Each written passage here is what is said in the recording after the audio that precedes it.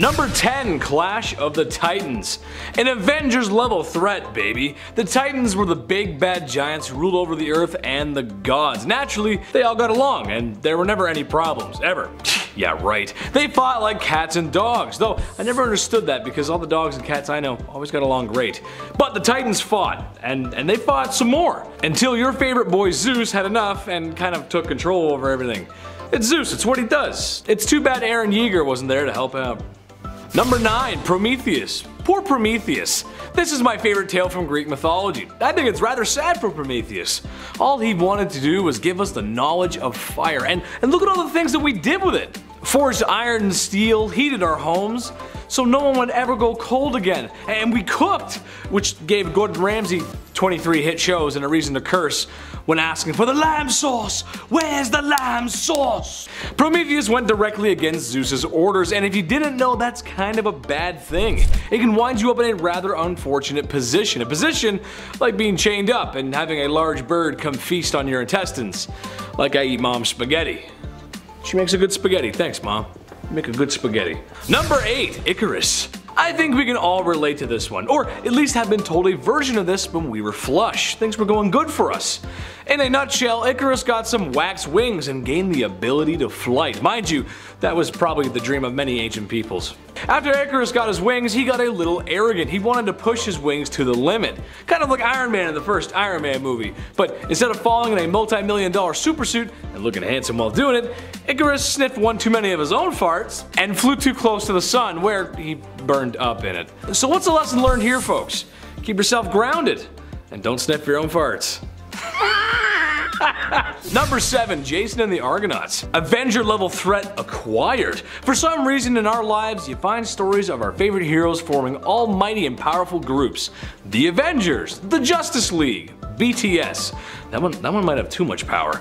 But yes, Jason and the Argonauts were a band of heroes on adventures, slaying beasts, taking names, and Greekifying the area. Sadly, for Jason and the Argonauts, every time they try and make a movie about it, it just never works for them. I don't know. They had a visually impressive one in the 60s, and everything after that has just been a complete misfire. Hollywood, if your casting calls come my way, just know I make a great Jason. Look at me. I could be Jason. A sword, a shield, and there we go. That's it. Number 6, Hercules. Hercules, the strong one, or the one where Danny DeVito coaches him through the process of being a Greek legend. If Danny DeVito is coaching you through anything, that probably means you're gonna come out on top. And yes, before you start typing in the comment section, technically speaking, Hercules is the Roman copy of Heracles.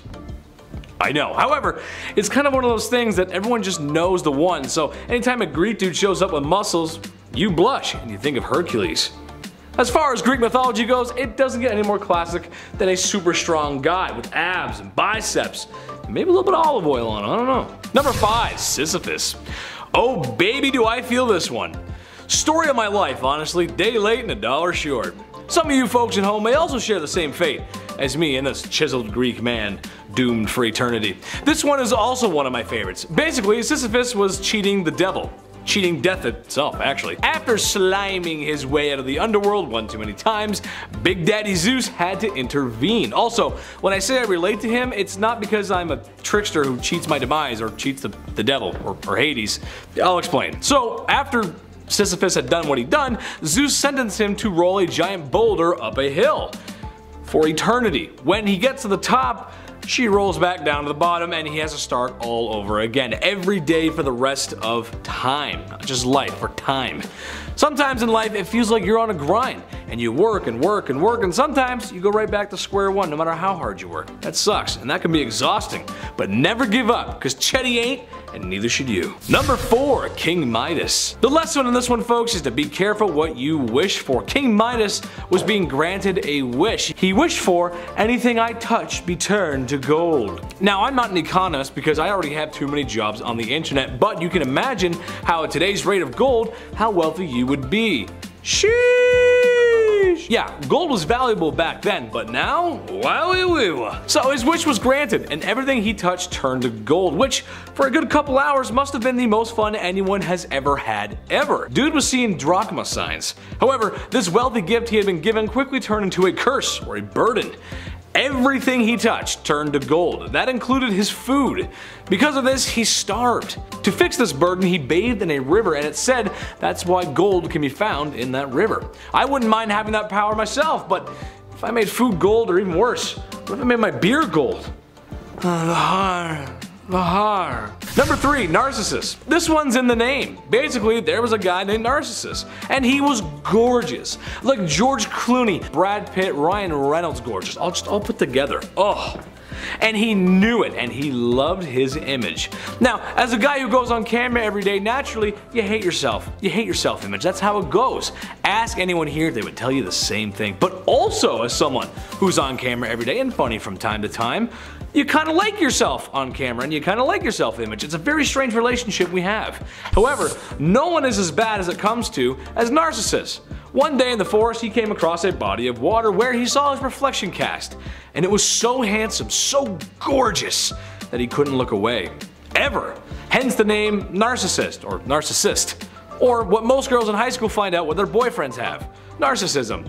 Ladies, let me know. Have you ever dated someone who has narcissism or looked in the mirror too long? Let me know, I'm curious. Number 2, Medusa. I feel like a lot of people know this one. Medusa, the half beautiful lady, half head of snakes in her head, and half monster thing with powers. Yes, I realize that was 3 halves and that doesn't add up, but you're talking to a guy who was voted class clown in the high school yearbook and not voted most likely to succeed in math. Because I just wouldn't. But she was the Gorgon monster who would turn men into stone. I do know that. If they looked into her eyes. That wasn't until your boy Perseus showed up like Link with the mirror shield and gave her a taste of her own medicine. What's the lesson on this one? I'm not sure. Maybe it's don't be so sure of your abilities. Maybe it's seeing things through. Or maybe it's having an extensive knowledge of tactics from a late 90s Nintendo character. That you never know when you're going to need that. You never know. I know that stuff. That can come in handy. Number 1, Pandora's box. I know you guys know this one, but this one is so simple. At first glance, it's not about turning things into gold or weird snakehead ladies or giants rising from beneath the earth to fight each other. It's a box. Something ain't good in that box, but it's just a box. So don't open it. I'm gonna say it again because there's gonna be people in the comment section that are gonna say, but Chetty, because you said don't open it, that means I really wanna open it. Imagine I'm Robert De Niro telling you not to open it. Nope, no way. Nope, not gonna happen. Nope, null and void. Don't do it. Don't do it. That's how you know I'm serious, because I did a bad impression. Oh great, somebody opened it. Yes, that's right, Pandora's box was opened and it said that all the evils of the world were released from the box. Good tale, good moral, but who the heck thought putting all those evil things in the world in the box was a great idea?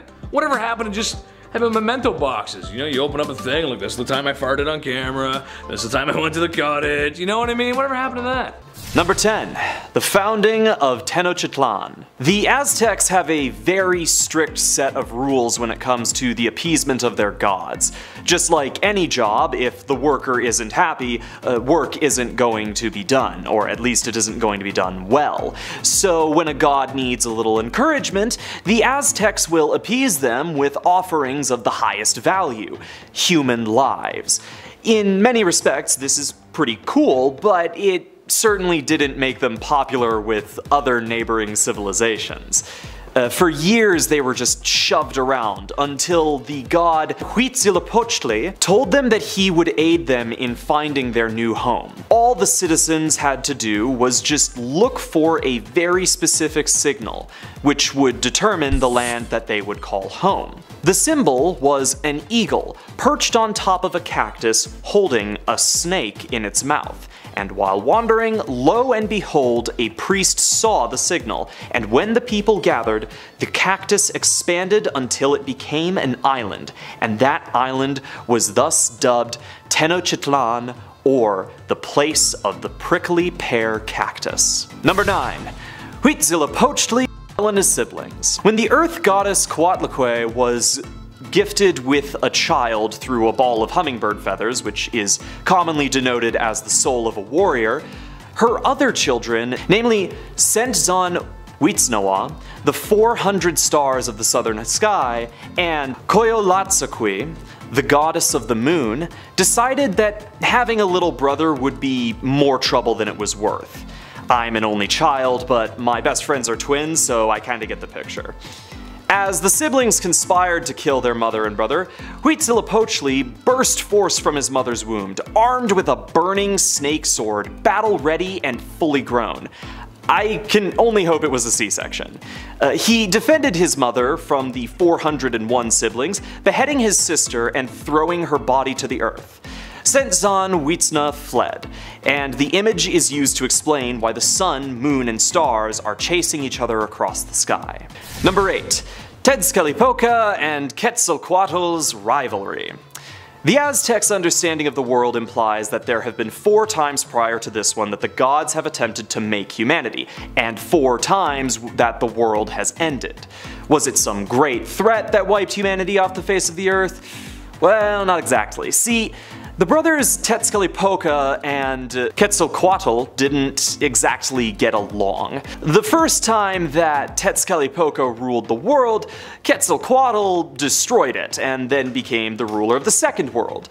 The third world was destroyed by Tezcatlipoca hitting Quetzalcoatl just a little bit too hard. They didn't really get along that great. Number 7. Xyp-Totec. One of the coolest things that can come from looking through various cultures' religions is the way in which they represent similar concepts. There are gods of storms, gods of war, and all of these differences between these types of gods can indicate so much about a culture and their values. In the case of Xyp-Totec, this was a god that was meant to represent agriculture and the seasons, and ritual flaying, apparently. Unlike the other gods of harvest, Xyp-Totec was a bit more given to a grim disposition, wearing a flayed skin which was meant to symbolize the changing of seasons. There is a certain beauty to this, as everything in Aztec culture was connected to human life in one way or another. Xyp-Totec's fashion habits are just deeply symbolic in a way that is, well, both rational and kind of metal. Number 6. How Quetzalcoatl made humanity for the 5th time. A lot of stories in the Aztec mythos vary in terms of their understanding of events. As a result, what caused the 4th end of the world and the birth of Quetzalcoatl is a little vague, but one story about the creation of the 5th world, our current world, is deeply fascinating. Apparently, Quetzalcoatl went to Mictlan, the underworld, and constructed the 5th humanity from the bones of the other 4, using his blood from wounds to his earlobes, calves, tongue, and YouTube-friendly appendage. Number 5. Tezcatlipoca's challenge. Aside from his brotherly rivalry, Tezcatlipoca was a bit of a mischievous little scamp. Stories tell that he would sometimes walk the earth as a skeleton with a beating heart, other times as a headless man streaked with red and white stripes. This terrifying image would wander around at night, seeking warriors who were doing the same. Once he found a warrior, Tezcatlipoca would challenge them to pull his heart from his chest. If they could, he'd promise to reward them with riches and power. Never actually did that though, just kinda like my buddy Dylan, who still owes me that transformer that I lent him back in elementary school. Come on, Dylan. Number 4. Huitzilopochtli rips out his nephew's. Back to Huitzilopochtli, with just the best family relationships. See, he had a nephew by the name of Kopil. Feeling ashamed for his uncle's behavior, Kopil tried to raise an army to capture his uncle. Now they decided to rest on an island one evening, but Huitzilopochtli's spies informed him of his nephew's little scheme. He ordered his priests to go and steal Kopil's heart, and under the dead of night they did just that. When asked what to do with it, they were told to bury it on the island where Kopil had come to reside. The next morning, the heart had grown into a cactus, fed by Kopil's courage, and plot twist, that cactus was the cactus that Huitzilopochtli used as a base for the symbol of the prickly cactus, which would lead the Aztecs to Tenochtlan. Number 3. Tezcatlipoca tricks his brother. Back to Tezcatlipoca, you know, this one's a doozy.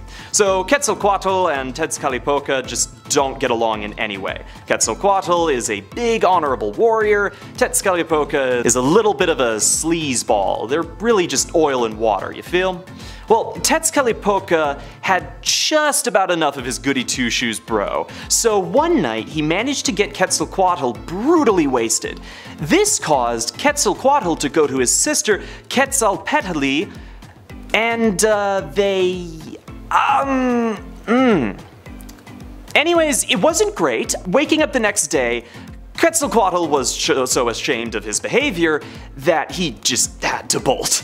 One story has him immolating himself on a pyre, his ashes floating into the sky and forming the morning star. The other one has him just kind of sailing away on a raft made out of snakes. Number 2. The HeartPowered Sun. I think we could all agree that the sun is pretty important. It's a nice little piece of astral stuff that, just keeps us all alive. In the creation of the fifth world, the gods decided that they were gonna have to make a new one, but they didn't exactly know how to do this. Holding a meeting, they decided that the best way to go about this would be to hold a contest. One of the weakest gods, Nanahuatzin, decided to compete. Painted white and covered in feathers, the dude yeeted himself into a fire with reckless abandon, where a black eagle caught him and carried him into the sky. This was pretty good until Nanahuatzin realized that he couldn't move. He explained that he'd need their blood and hearts to help him move across the sky. There was a bit of consternation, a few slung arrows, but the gods eventually acquiesced to his demands, which was how the modern day's sun came into being. Number 1. Tezcatlipoca's Dance of Death. One more Tezcatlipoca story, I promise. This dude's hilarious. So, our boy's just chillin', doing god stuff, when a bunch of townspeople tried to kill him. Why? Their plan didn't work, and so Tezcatlipoca decided to bring them down to the town center and challenge them to a dance, to the beat of a song that he was singing. They obliged, and he kept them dancing, speeding up the beat and tempo until he danced them right off a cliff. Now, one of the interesting things about this is that there is actually a historical precedent for people dancing themselves to death in cases of mass hysteria, so this story might actually be truer than you'd think. Number 10. Boulder. When looking at ancient myths and stories for a while, you'll come to notice some shocking similarities in these cultures' stories. Some of these cultures interacted with one another and some did not, which to me says we're just good storytellers. The tale of Boulder is like that of Achilles, a young and strong warrior made invincible by his mother. Mothers have that ability. Achilles was dipped in the river Styx. Boulder was given a spell, each with their own weakness and each with their own invulnerability. Achilles and his heel, Boulder and, a mistletoe.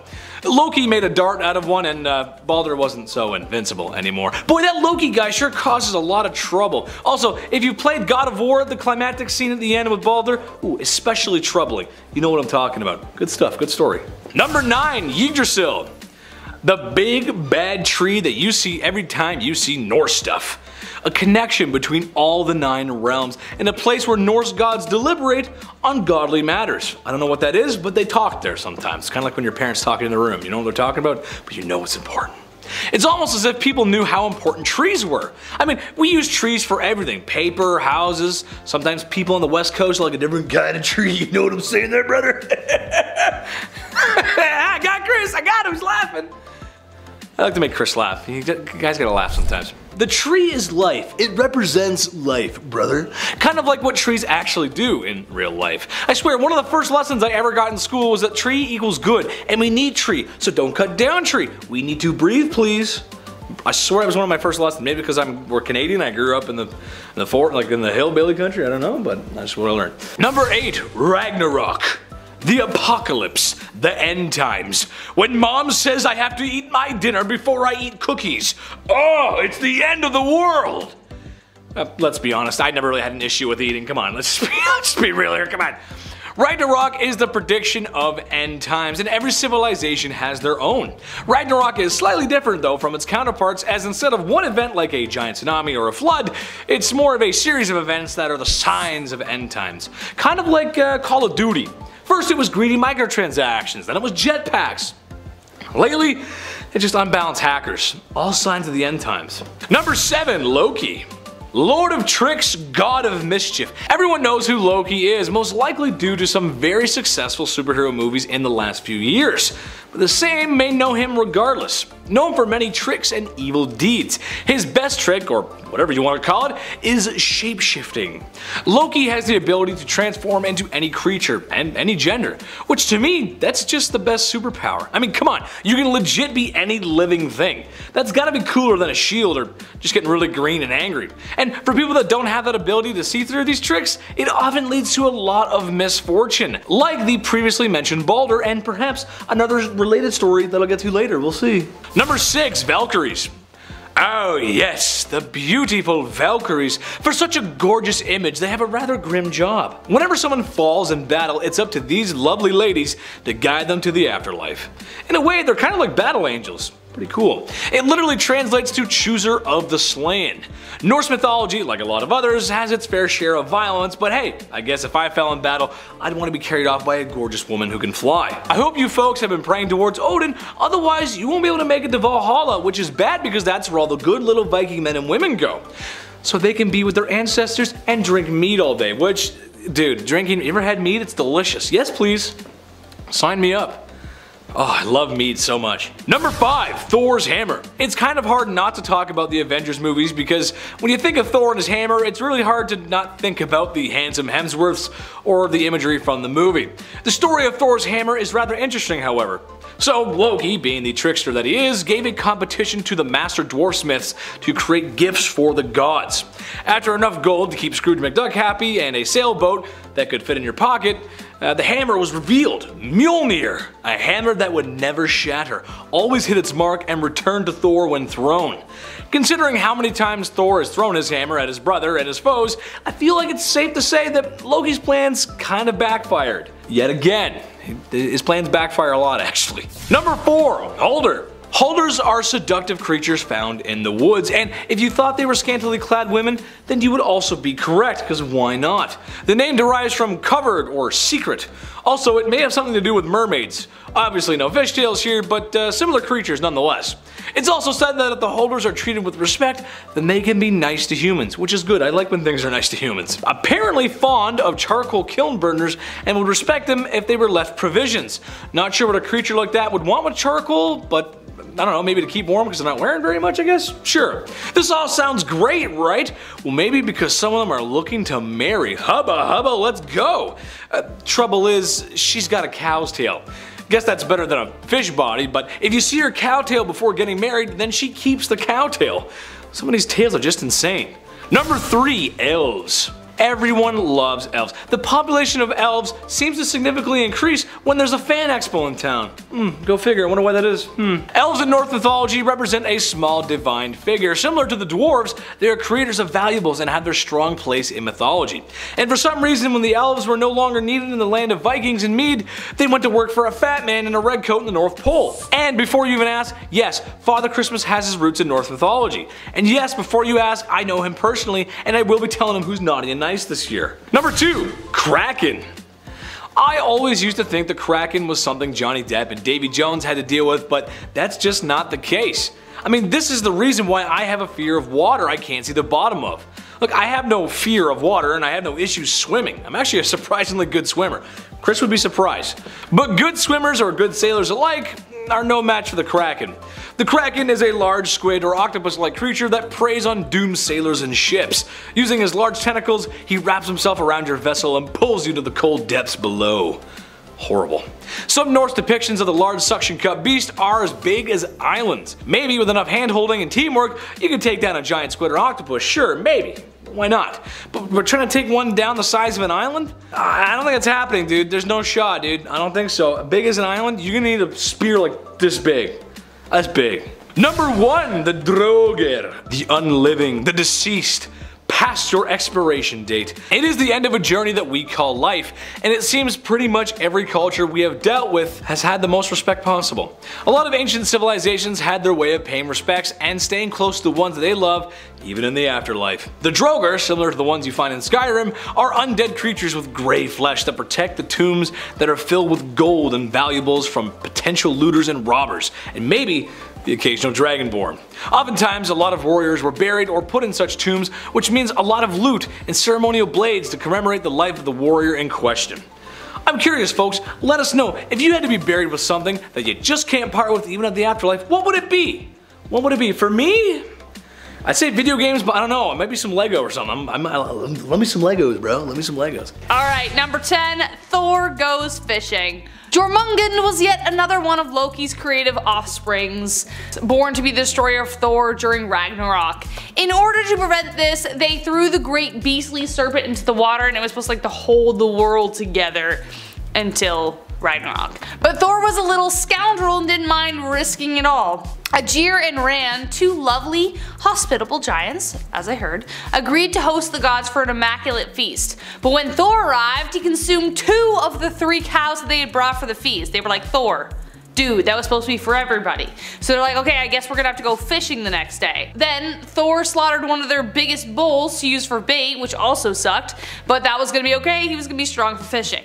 Anyways, they get out into the waves, and while the one giant gets 2 whales, Thor heads out further with a bigger game on his mind. Jormungand was, after all, beneath the waves. He cast his line out, and sure enough, he got a massive bite. The force was so immense that it pulled his feet through the boat, and the serpent's head was like coming up through the boat, about to bite him. Thor had his hammer ready to slay the beast, his mortal enemy, but then the giant cut the line because he got scared and the serpent slithered back into the water.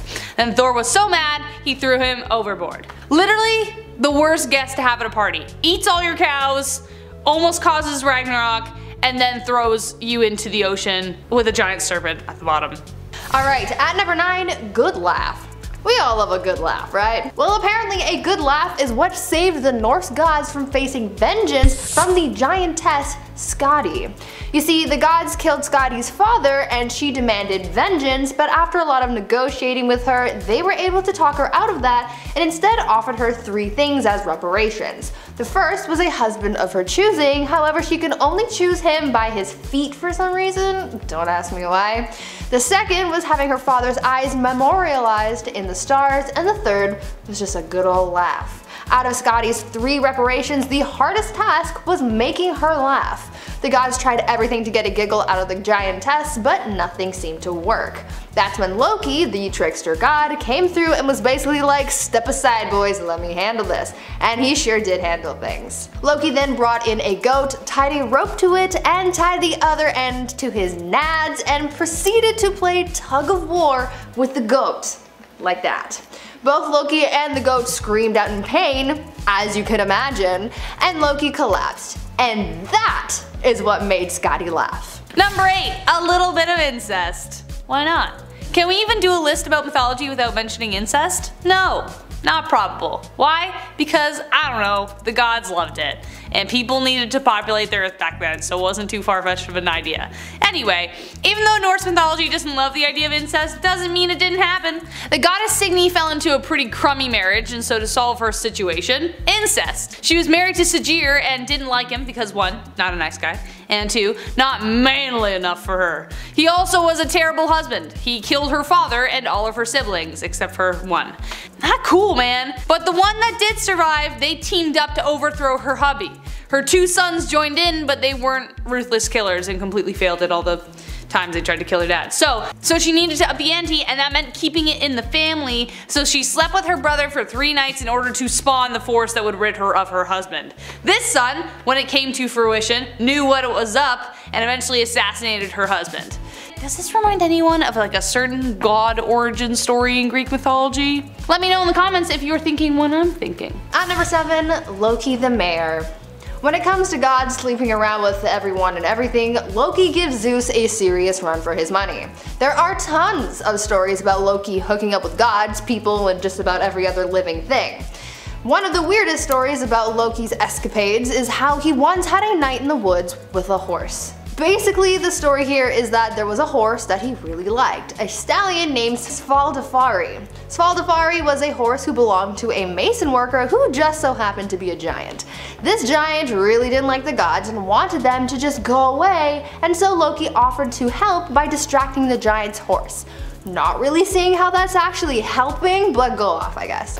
Loki transformed himself into a mare, and then he and Svaldavari went off into the woods to mate. Horse Loki ended up getting pregnant and gave birth to an 8-legged steed named Sleipnir.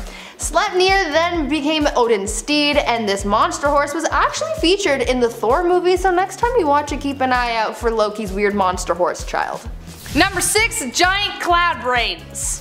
I do love gazing up at the clouds, making up stories like, that's a dragon, that's a chariot, that's a bumblebee. No one knew thousands of years ago that clouds are just dense collections of water vapor floating through the atmosphere, so when they saw things in the cloud, they thought they were real. So in a way, it kinda makes sense.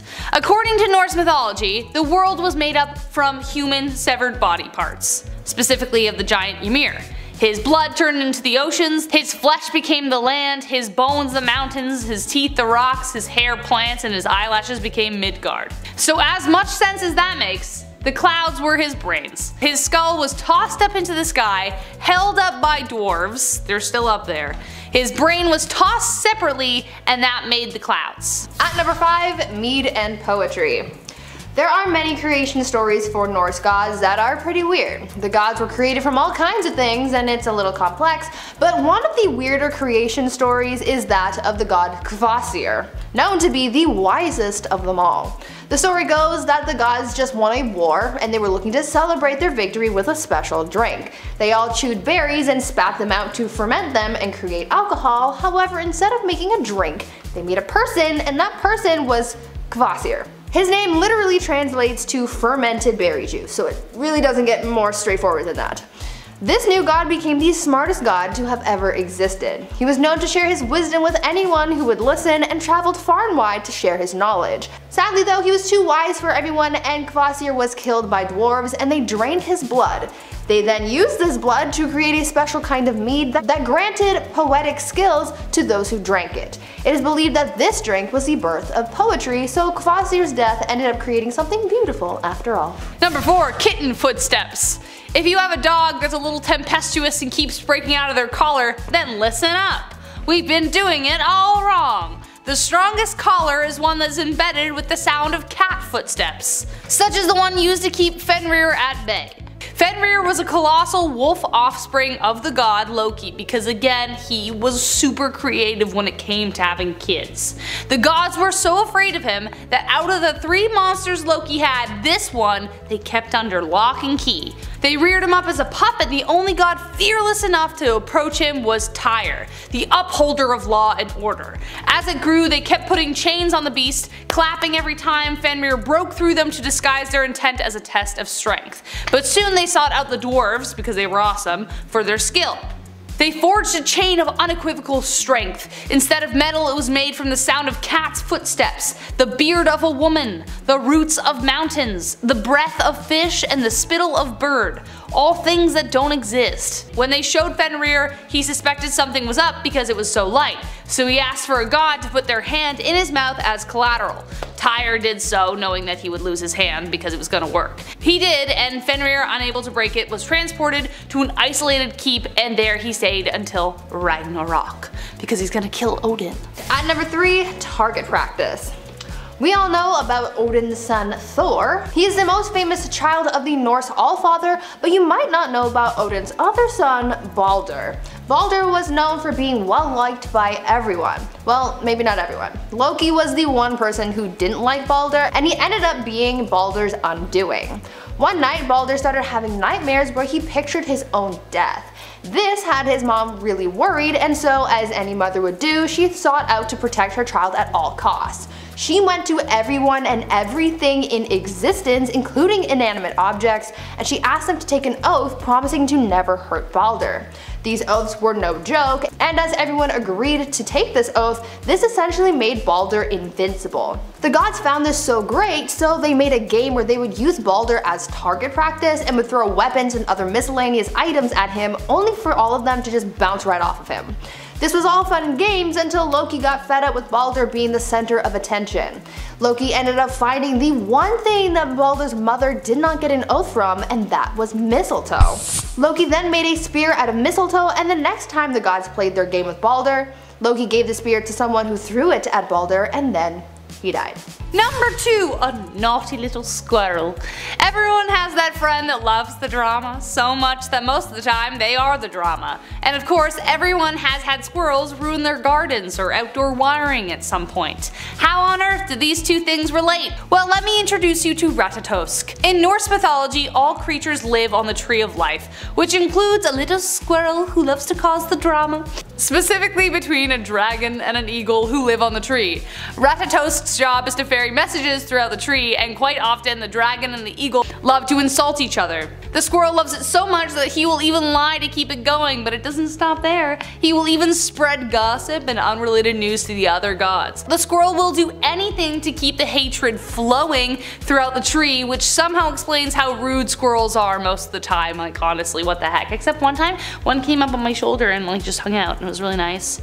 So they're not all bad. Finally, at number 1, Thor the Bride. If you know anything about Thor, it's that he loves his hammer Mjolnir more than anything, and if he loses it, he would move heaven and earth to get that sucker back. Well, Thor's hammer was once stolen by a giant named Thrym, and Thor and Loki came up with an insane plan to get it back. Thor tried to negotiate with the giant to give him back his hammer, but the giant said that the only way he would return Mjolnir to Thor was if he could marry Freya. That was certainly not going to happen, at least not for real.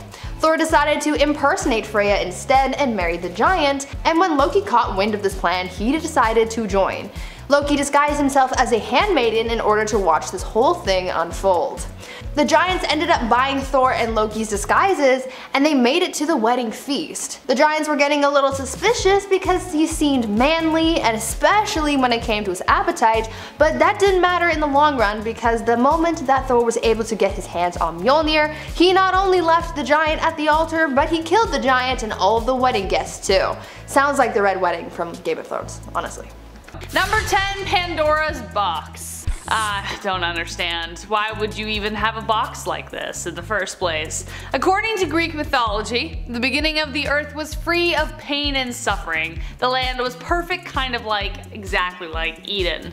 Prometheus had created man by making them out of clay, and he will, okay, well, we might get to that later in another list, but you know, he did a whole bunch of good things for man, the gods got mad. Anyways, Hephaestus made the first woman, Pandora. They gave her beauty, cleverness, charm, and curiosity. Curiosity killed the cat. Her name translates to all gifted. But then Zeus was like, you know what would be a great gift? I'm gonna give this girl a box and tell her not to open it. That's like putting a B-Day present in a 4-year-old's lap and being like, ooh, enjoy the wrapping. No. Well, guess what happened? Because they gave her curiosity, it got the best of her, and she released all the troubles into the world: disease, violence, madness, greed, old age, death, plague, slow walkers, and people who eat really loud at the movies. Okay, the last thing to leave was hope, so at least that's a good thing. But you gotta wonder, who in the heck let Zeus be the leader of everything if he made a crap decision like that, with no foresight at all? Why put that stuff in a box? I don't know. Stop it. You're fine. Number 9. Echo and Narcissus. Look, there's nothing wrong with doing a fit check before you leave for work. Give yourself like a, ooh, damn, you know? Do that. Love yourself. But if you're stuck there for the whole day, there's a thing called being a narcissist, which is derived from a character in Greek mythology named Narcissus.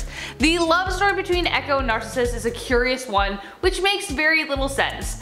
Echo was a beautiful nymph who was cursed by Hera when she tried to protect Zeus from getting caught because he was swing. She was now only allowed to say the last word anyone said, hence Echo.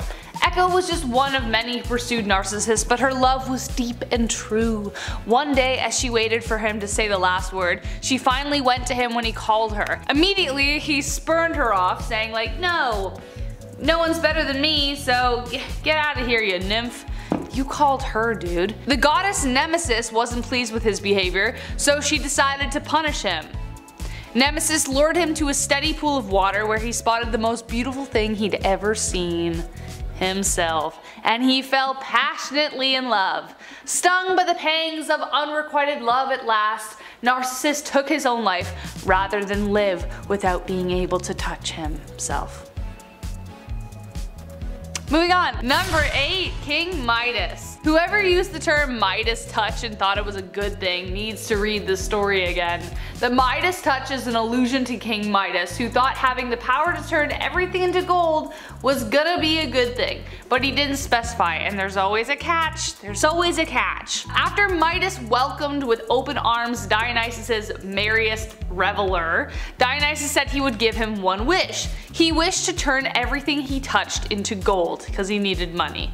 He was delighted at first, turning twigs and plants to gold, but then when he got hungry, he found he couldn't eat or drink anything without it turning into gold. Panicking, his daughter ran towards him to comfort him. Out of instinct, he hugged her back because he was a hugger. She soon turned into gold. Dionysus heard his curses and prayers and told him he must wash himself in the river Patroclus.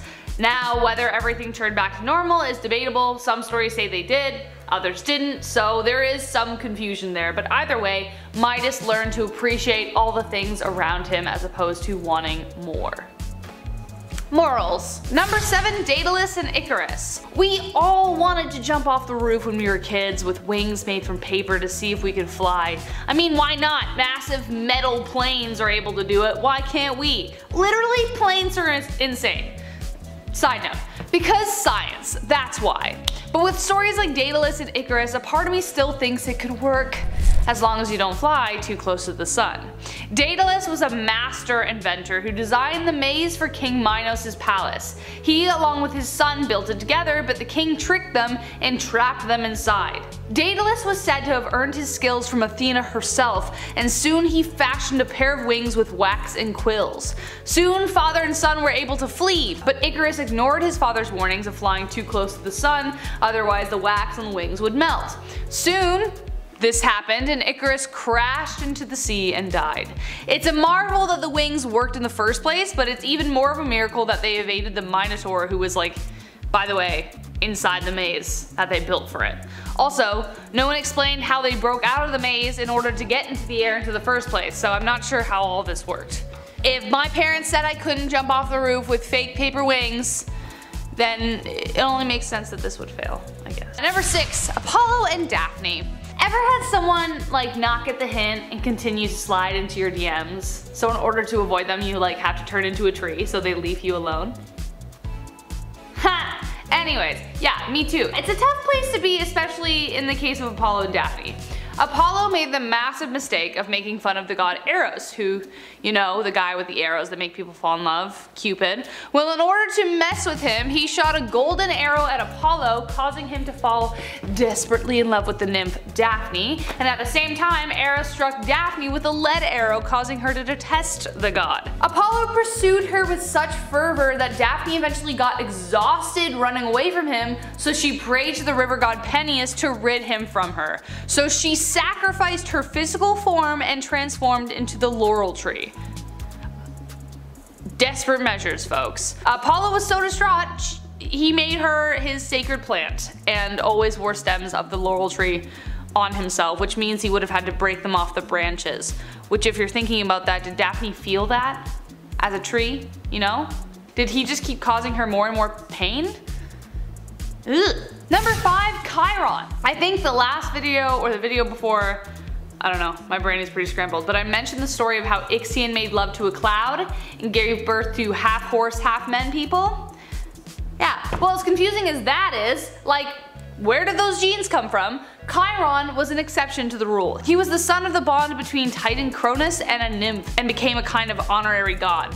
Unlike his other horny relatives, Chiron was a trusted, artistic, and intelligent being. He was still part horse, but his front legs were still human. So I guess imagine a man wearing half of those like 2-men horse costumes. Yeah. He didn't play the field, really, but was married to a nymph named Charicolo and had 3 daughters and a son.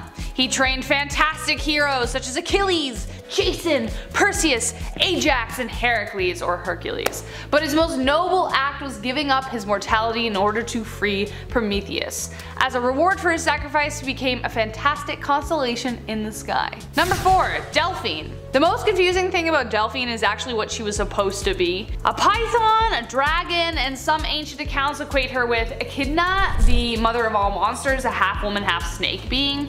She has also been confused for a male serpent, but according to the earliest Homeric hymn, she was a girl dragon.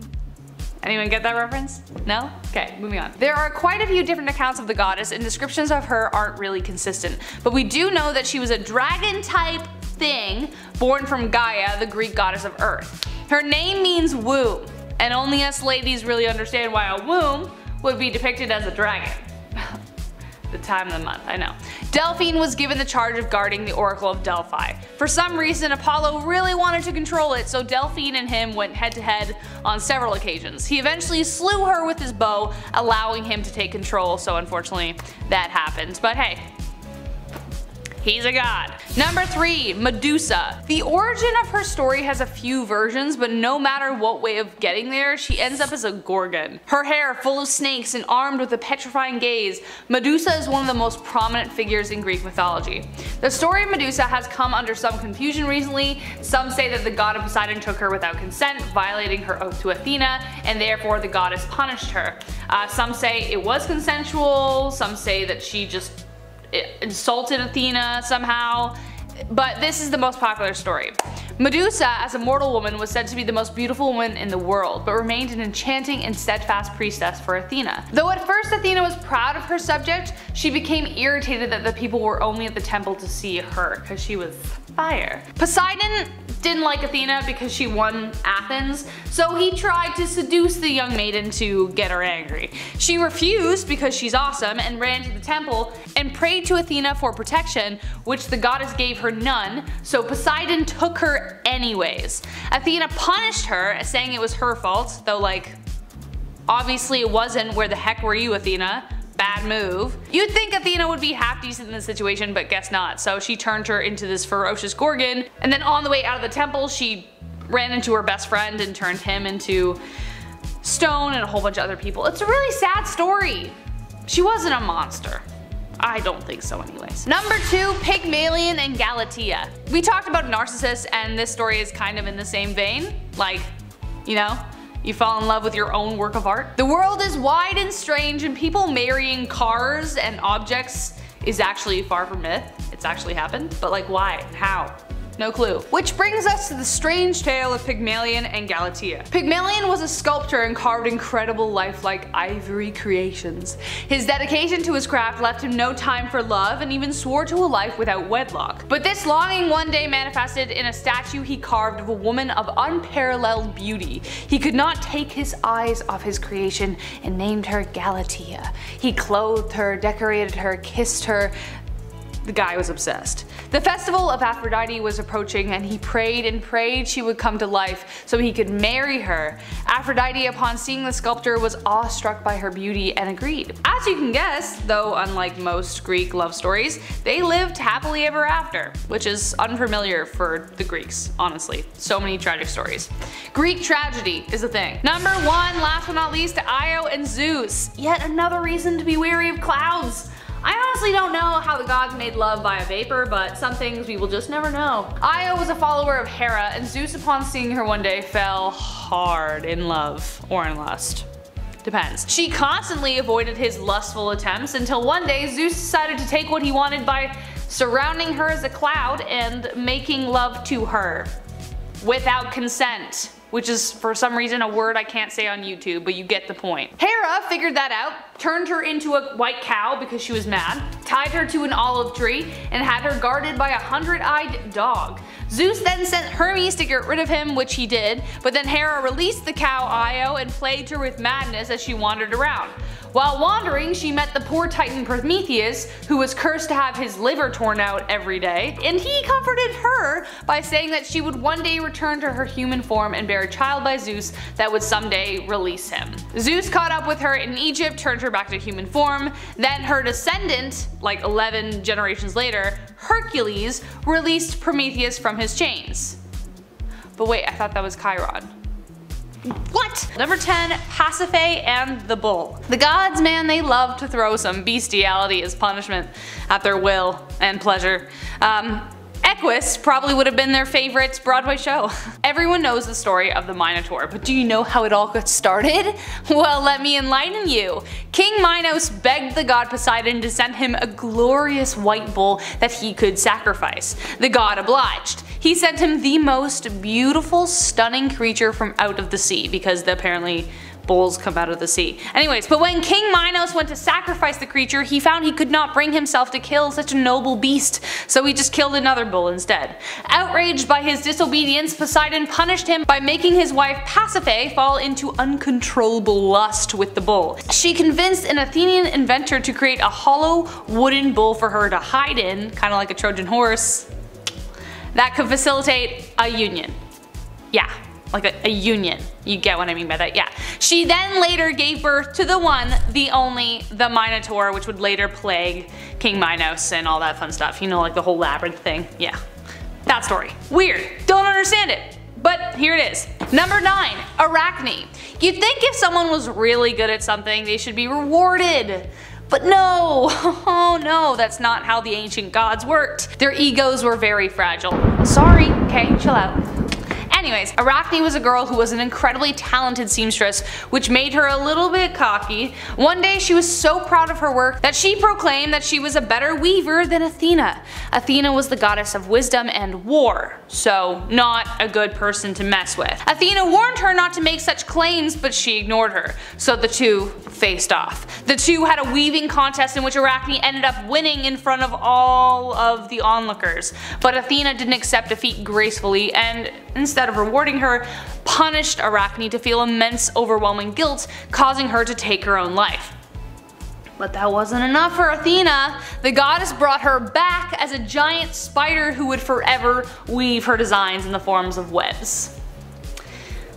Not very nice. Not very nice indeed. Number 8. Erysichthon. Are rich people rich because they're greedy, or greedy because they're rich? Either way, Erysichthon was, bottom line, a very greedy man with wealth that spilled over. Kind of like the Sun King, really. Planning to build another feast hall for himself because he needed another one, he demanded that a massive grove of trees be cut down to make room. This grove, however, was sacred to Demeter, the goddess of earth, but the men did as he asked, save for one tree. One tree was left standing, covered in beautiful wreaths, symbolizing every prayer she'd ever granted. When the men wouldn't do it, Erysichthon tried to do it himself. While doing so, he killed the dryad who lived in the tree, which really didn't bode well with the goddess. To suit his greed, she set down Lemos, the divine representation of starvation.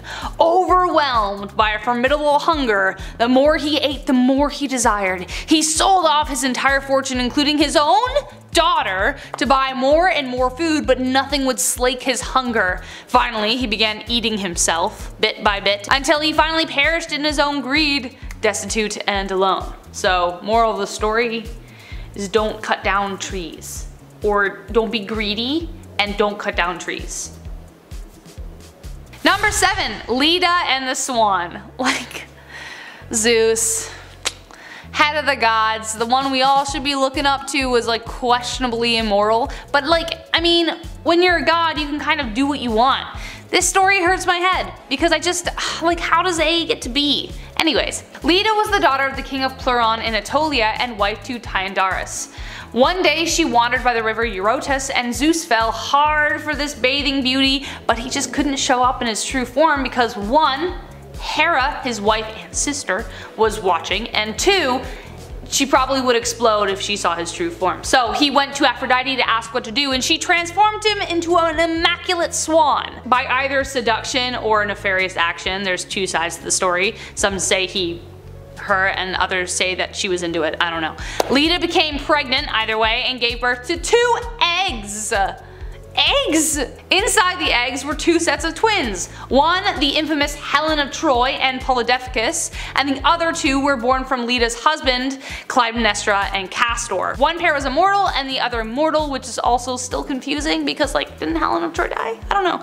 There was also another version which is pretty much the same tale, except it was the goddess Nemesis, not Lita, and Zeus turned into a beaver, and it was just really weird, so again, confusing. No idea what's going on. Number 6. Kronos. I like how the Greek gods are as like chaotic to how the world is in Greek mythology. It kind of makes a weird sort of sense, you know? This weird godly family was messed up from the very beginning, and if you don't know the original story of Cronus, then, well, here you go. Before the gods of Olympus, before Zeus and Hera, there were the elder gods Gaia and Uranus, and then their son Kronos, who married Rhea. Kronos overthrew his father, and when he heard that one of his children was going to do the same thing, he decided to eat them.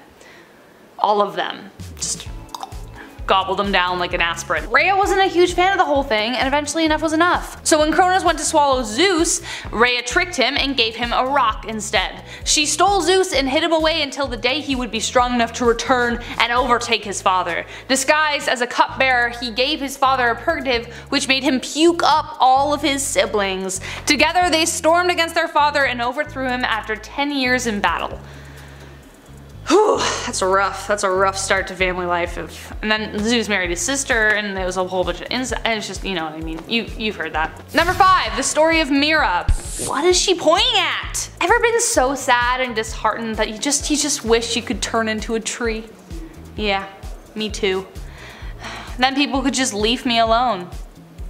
However, the only person to ever successfully transform into a tree was Mira, who turned into the Mer Tree. But the story behind it is kind of messed up. Mira loved her father. A little too much. Like way too much. She was in love with her father and desperately wanted to be with him. She knew it was wrong and tried everything to resist the gnawing desire inside of her, even trying to take her own life. Her nurse found her and, fearing ever parting with her, decided to work up a scheme to hitch the two together. On the celebration of Bacchus, the queen hitched town, so the bed was empty. You see where this is going. Disguised as a maid, the nurse brought Mira to his bedchamber for 12 straight nights. On the final night, the king, overwhelmed with curiosity, removed the mask she was wearing. When he discovered that his lover had been his daughter, he reached for his sword and tried to kill her. Makes sense. Mira fled her father and ran across the desert for 9 months, and surprise, she was pregnant.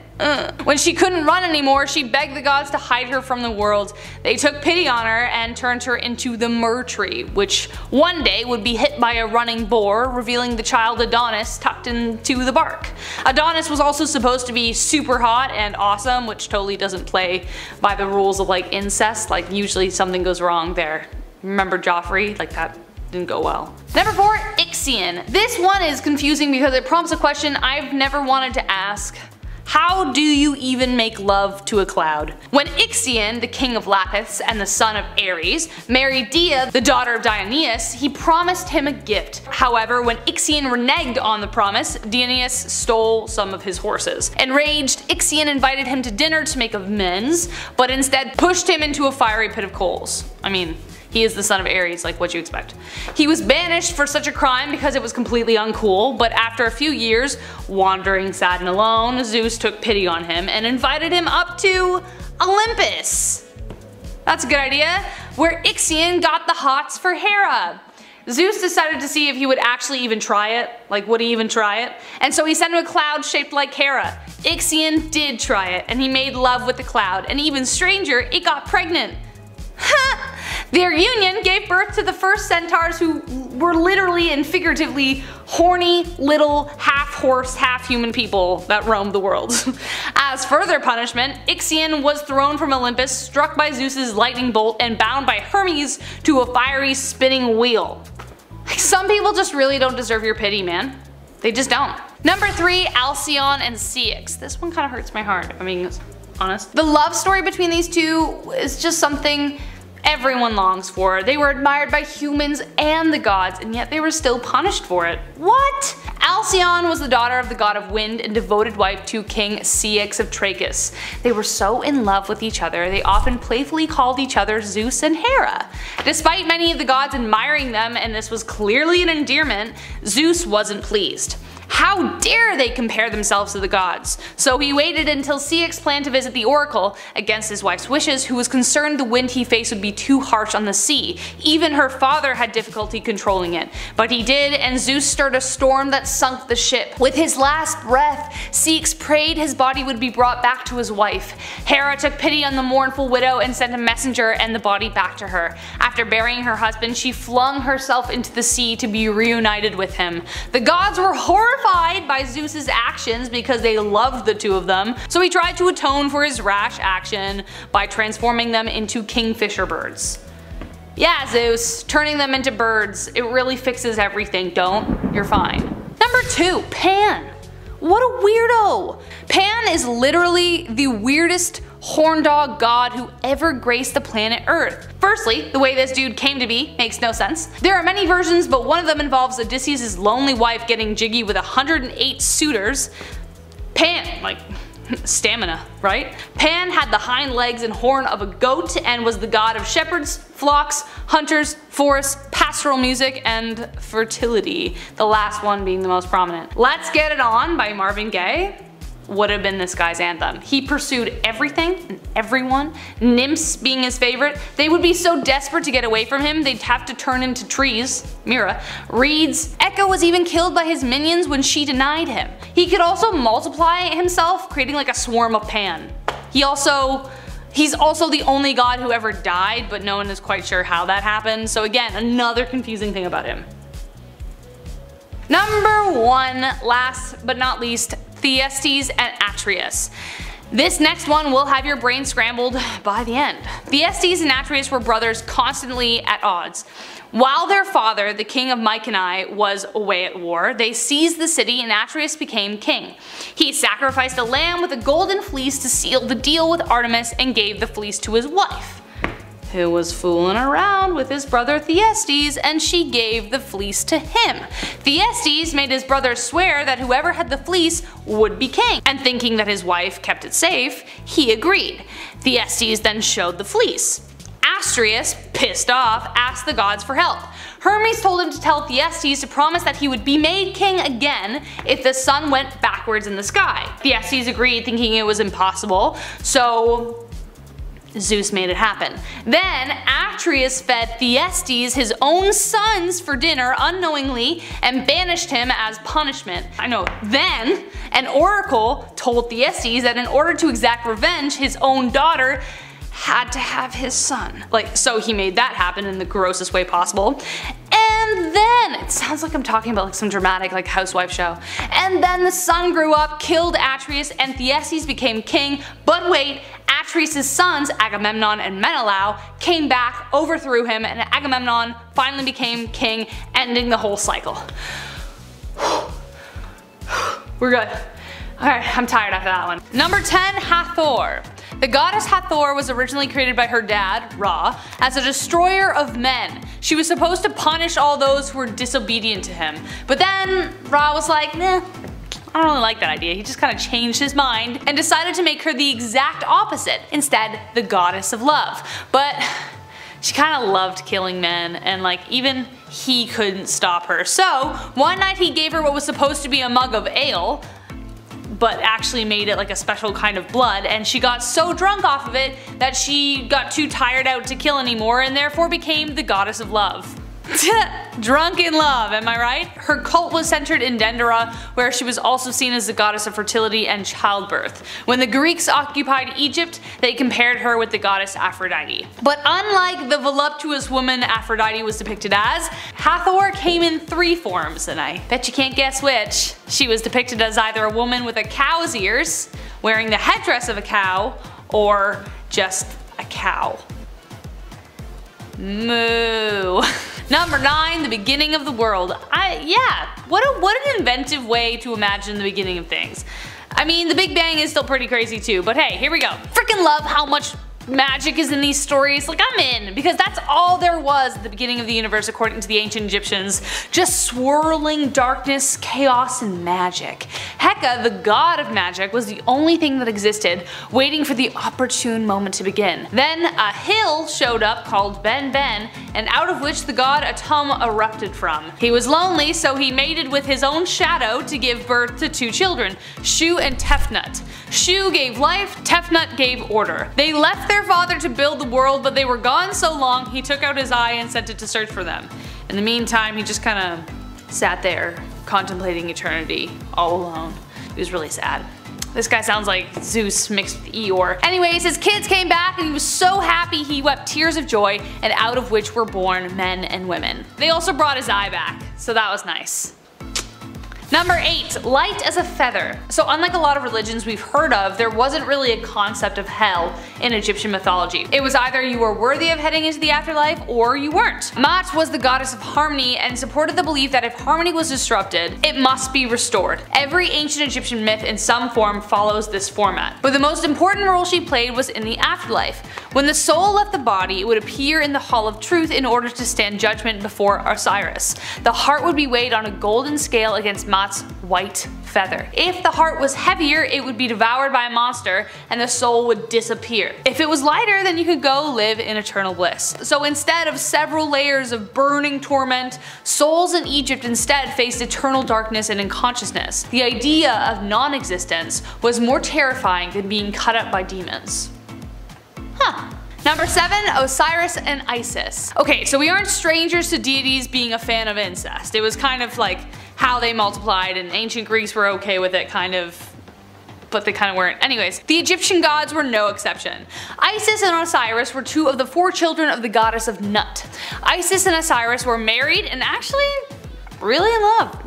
They dug each other. When Osiris rose to the throne as the eldest sibling, his brother Set was pretty jealous. So he took the life of his own brother, cut him into little pieces, and scattered them all over Egypt. He really wanted to make sure the guy was dead. But then Isis wasn't someone you wanted to mess with. She had great magical powers capable of restoring life. She collected all of the pieces of her brother/husband and breathed life back into him. Osiris returned to life and they made all the love and then soon conceived a child named Horus. However, Osiris couldn't return to the land of the living, so he had to stay and rule over the underworld. So his son Horus was left to get revenge, and we'll get to that later. Number 6. Anubis. Now I think in Western films that depict ancient Egypt, like The Mummy Returns, the god Anubis is often associated with the underworld. You know, that creepy half-man, half-jackal creature who appears to walk out of your nightmares?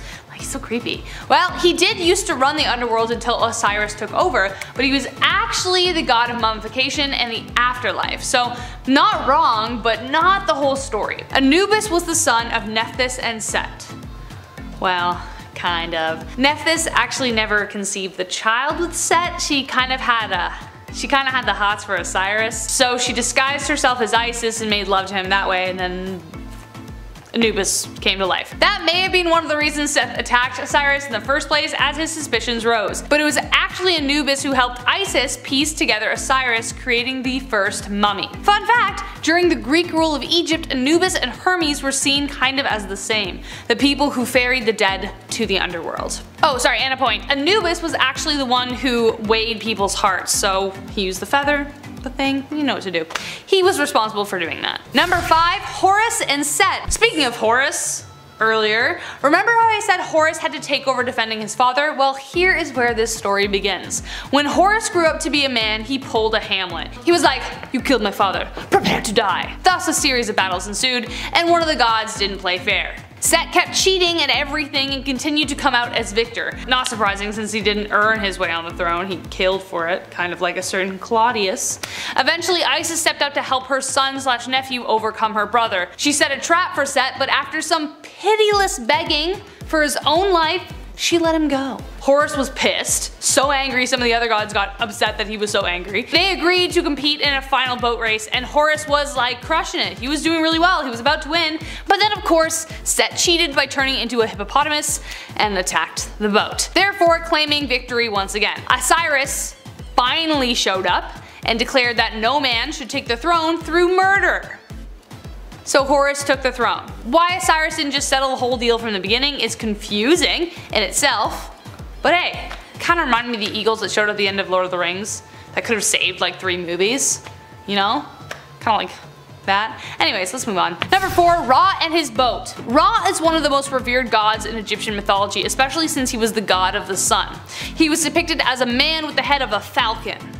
That kind of makes sense. He was once the greatest of all gods, but had to take a step back after he got too old and tired, and especially considering his task, I can see why. His job was to drive away darkness and sail across the skies, delivering light wherever he went. But at night, he would dive into the underworld and have to cross 12 gates.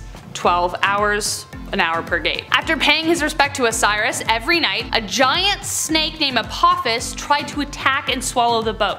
Every night! Poor guy, no wonder he got worn out. Every day it got harder to defend, and even one night, Apophis succeeded, but could only hold the sunlight for so long. She threw it up, which explained solar eclipses. After Set was cast out after the whole nephew battle, he ended up serving Ra in his boat and kept the snake at bay, but there's something confusing coming later that I think you'll agree is very confusing, so here we go. Coming up next we have Bast, number 3. Have you ever had a cat look you up and down and kind of like expect something? Like worship? You know? Are you a cat person? Dog person? Let me know in the comments. Well, that's because cats were a big deal in Egyptian mythology. They even had their own goddess. Bastet was a cat goddess depicted as a woman with a cat's head. Cats had a meaningful role in ancient Egypt as they protected their food from rats and snakes. They were even seen as family members, and to harm one was punishable by death. Legend says that sometimes cats would enter burning buildings to save their families. If they died, the goddess would bring them back to life, hence the idea of cats having 9 lives. There it is. Now here's where things get confusing. You know that story I told about Ra? Well, apparently Bastet was in the boat with him as well. During the day she would ride with him, and at night she would turn into a cat and then defend the boat from Apophis the snake. But I thought that was Set. So many conflicting things. I saw like a couple different stories who said each thing was different, so who knows. Number 2, Jeb and Nut. Yet another sibling partnership. We have Jeb and Nut. They fell deeply in love and could never be separated. They were that couple who would like constantly be like, oh my god, stop, right next to each other at dinner, you know what I mean? Jeb was the god of the earth and Nut was the god of the sky. A previously mentioned god, Atum, found their union inappropriate, so he pushed Nut into the sky far away from Jeb. He just didn't like being a third wheel. Jeb and Nut were close enough to see each other, but could never hold each other again. And she gave birth to Osiris, Isis, Set, and Nephthys. Some say Horus too, but I don't think that's true. Number 1, the treasure thief. Okay, I don't know how I feel about this story, okay? This doesn't really feel like harmony is in balance, but anyways. The treasure thief ends in a way I really didn't expect, and I'm not sure you will either. Long ago, a great pharaoh with a wealth of riches decided to build a pyramid in which to keep them safe. One of the builders was wise to his plan and decided to find a way to claim them for himself. He built a stone vault with a hidden entrance covered by a slab so he could get to the riches. But unfortunately, he fell ill before he could return, so he told his sons of his plan. The sons headed to the pyramid in the dead of night, following their father's order. But, unbeknownst to them, the pharaoh had laid booby traps and one brother was caught in one. Not wanting to be found or interrogated, revealing his other brother, he told his brother to chop his head off. Ugh, that he did. Loyalty? I don't know. The pharaoh, upon finding the body, hung it up in the town square in the hopes of like weeding out whoever it belonged to. But the other brother, being so clever, got the guards drunk and stole back his brother's body in the dead of night. The pharaoh was like, I'm not even mad, I'm just impressed. He gave the thief a pardon, summoned him to the square, and gave his daughter to marry him. Yeah dude, you tried to steal my jewels? Don't worry about it. Have my daughter, because you're so talented at your job. Great work. Starting our list off at number 10, the disappearance of the Norse. Norse mythology is fascinating yet mysterious, of course. They settled in Greenland around 1000 AD, and they settled for over 400 years, and then just like that, they disappeared. But not without leaving their mark first. Vikings invented hockey, they skied, women had a large amount of rights compared to what we usually see on this channel, right? That's a given. But one of life's greatest mysteries is where Greenland's Vikings went. Like I said, they disappeared, right? The only remains that are left are crumbling church walls that were used for not even 500 years. This is baffling. Archaeologists are still unsure of what happened to the Norse population. Maybe it was a plague, maybe it was the Inuit, or perhaps they settled back in Europe. Again, it's really hard to tell. Recent excavations provide hints that they settled in the West, most likely relying on trade to survive. So maybe they followed the goods and then they left naturally. Who knows? They used to call hockey Nadalíkir. That's all I know personally. So in our number 9 spot today, we have the creation myth. Going right back to the beginning of things, the Norse believed that the universe emerged from an empty space separating the world of ice and fire. The first creature to come into being in the Norse creation myth was the giant called Ymir. He is said to have been born from the moment the fire from Muspelheim and the ice from Niflheim met in the abyss of Gunyan Gaga. Ymir had the ability to conceive asexually, and his offspring spontaneously sprang from his armpit sweat and his legs. This is how Ymir became the mother and father of the Jotuns, who would later go on to become the enemies of the Norse gods. But eventually, Buri came into existence. Buri went on to have the grandchildren Vili, Ve, and Odin, we all know Odin, who decided to create the world and fill it with life, but unlike the Christian ideals and concept, the Norse deities couldn't just create life out of nothing. So naturally, they just killed Ymir and made the world out of his body. The sky was made from his skull, his brains became the clouds, his blood turned into the oceans, and his teeth were mountains and rocks. This gave even more power to the three brothers, who then gave life and intelligence to humans. This creation story is thought to have really influenced the way that the Norse saw the world. They were living in a universe that was only made possible by death. Number 8. Norse or Viking? You may have asked yourself during this video already, or at some point in your life, what is the difference between Norse and Viking? I watched Norsemen and now I want to bark at dogs. That's my new dream job, just to bark at people all day, I guess. Norse and Viking both refer to the same group of people who both settled in Scandinavia in the medieval times. Now this all happened again around 1000 AD. The Norse are Norsemen, right? Guys who bark at dogs, you know, all that kind of stuff. The Vikings are also Norsemen, but they're just a little younger and a bit more, you know, a bit more energetic. A lot of this, a lot of this. A lot of height, you know what I mean? The Vikings were seafaring warriors while the Norsemen were involved in farming and trade and that sort of stuff. So there you go. Now you know the difference.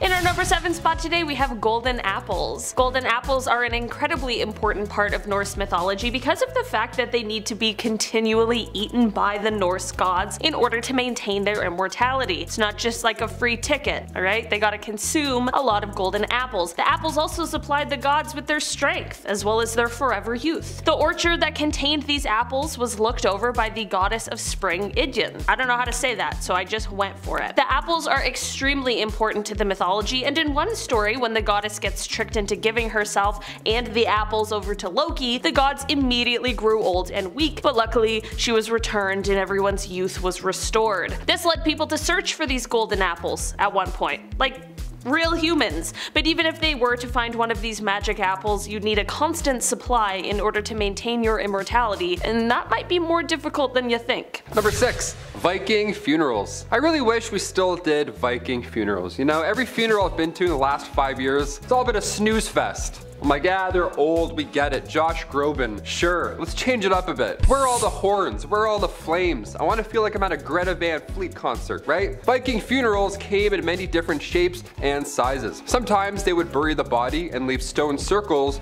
around the graves. That's pretty badass. Or sometimes they would do burial mounds. That's also pretty badass. Vikings were pagans, so they believed that the more smoke during a cremation, the better, seeing as smoke was their way of reaching the afterlife. And in Norse mythology, both symbolized safe passage to the afterlife, so Vikings would shape these stones placed around the graves, they would shape them like a vessel. Or these mounds would be shaped like giant boats of some sort, which is again pretty epic. Beats Josh Groban every time. But high-ranking Norsemen, that's where the fun comes into funeral. High-ranking Norsemen would be buried with their actual real-life vessels. Yeah, they'd be buried with their ship. Imagine that for a visitation. You'd be like, oh my god, how do I even get in? In 834 AD, the Oseberg ship burial honored 2 women. The ship vessel was 70 feet long and 17 feet wide. 15 oars on each side. It was massive. It was discovered in Norway on a farm. So again, the whole shooting an arrow while they're at sea thing, it wasn't actually that common, as badass as it is. Because if you missed, well, you just gave away the Oseberg and you also botched the funeral. All in one.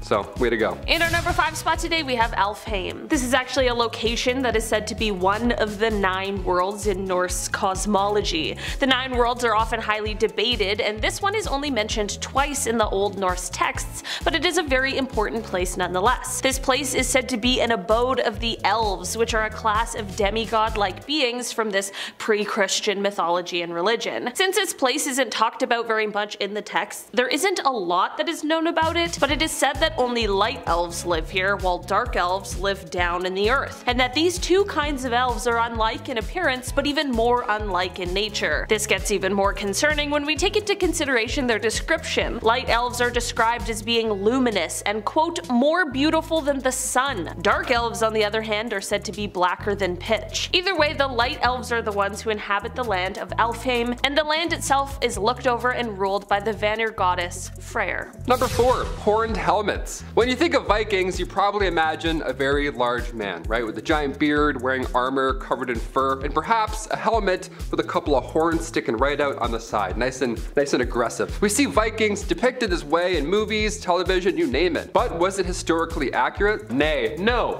false, not really. Well, aside from looking cool, this would have served no purpose in, an actual combat. Unless there was a guy specifically headbutting individuals, the horned helmet was not historically accurate at all. The horned helmets were only introduced into Norse culture when costume designer Carl Emil Doppler made them for Norse-themed operas in the 19th century. So, yeah, false. They just wore their heads. So big Viking heads. In our number 3 spot today, we have Niflheim. This is a type of hell that comes from Norse mythology, and rather than being a fiery pit like a lot of us think of when we think of hell, it's actually a frozen landscape. This place is ruled by Hel, who is the goddess of death and the daughter of Loki. It is actually believed that her name might be where the name for the Christian underworld came from. I feel like I mentioned Christianity a lot in this. I don't know why. It's just a coincidence. Niflheim is located next to the shore of corpses, which is where Nidhogg lives. If you're wondering who that is, it's of course only the giant snake that feeds on the dead, because why not, I guess? There are said to be 9 worlds in Norse mythology, and Niflheim is the deepest and darkest one. It is said that souls are brought here by Hel's messenger, and from here the souls are simply just kept in constant pain. Number 2,